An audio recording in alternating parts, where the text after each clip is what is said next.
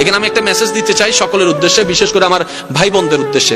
একটু খেয়াল করবেন, মনোযোগ আছে তো সবার? মনোযোগ আছে তো সবার? আর একটু জোরে মনোযোগ আছে তো? যারা অবিবাহিত তাদের মনের চিন্তা কখন বিয়ে করব, আর যারা বিয়ে করছে তাদের মনের চিন্তা কেন বিয়ে করলাম।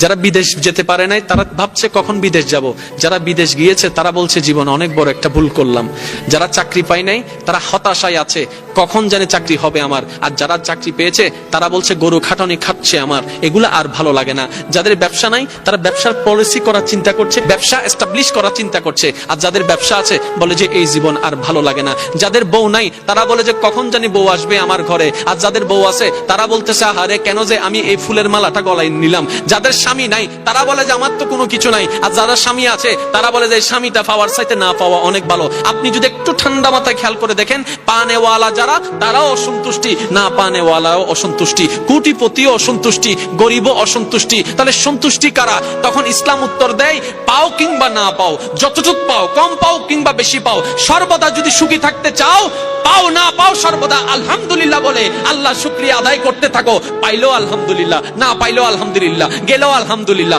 না গেলেও আলহামদুলিল্লাহ। তুমি শুধু আপন রবের প্রশংসা খুশি মনে করতেই থাকবা, তোমার অশান্তি অন্তরে আল্লাহ পাক শান্তি